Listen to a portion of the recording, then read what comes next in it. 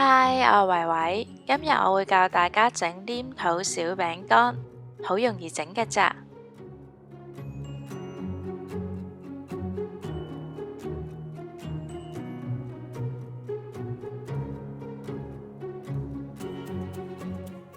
混合樹脂黏土同埋紙黏土，之前有同學仔問我點解要咁樣撈埋一齊，係因為咁樣嘅質感會好一啲。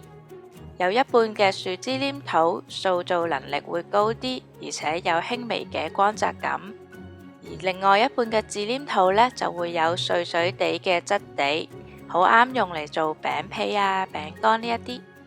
撈好顏色之後，我哋就開始整啦。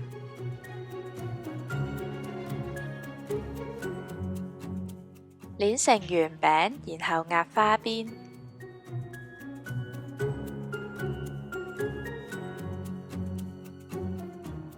篤窿窿，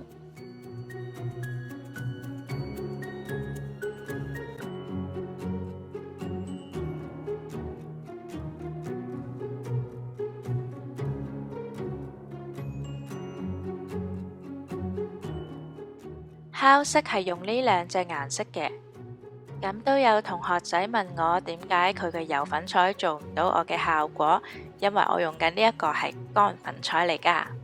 佢可以做到好自然嘅漸層色，加水都可以畫嘅，顏色會鮮豔一啲。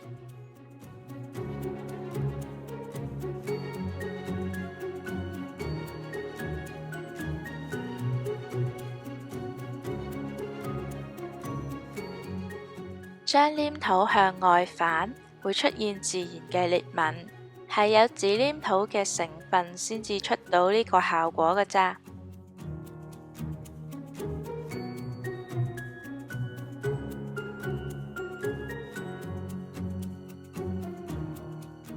不過用七本針嘅話，其他黏土都可以做到差唔多嘅效果。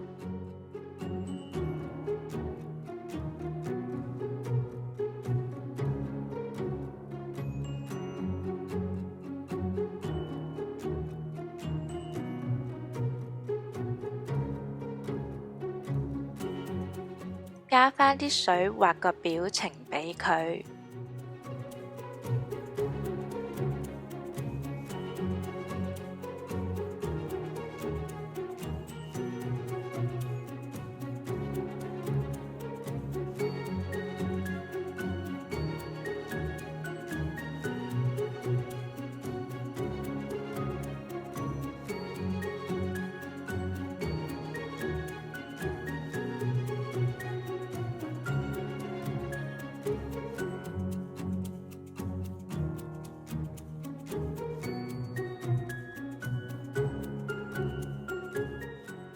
今日嘅下午茶就食佢哋啦，讚好呢條片同埋訂閱我啊！我哋下次再見，拜拜。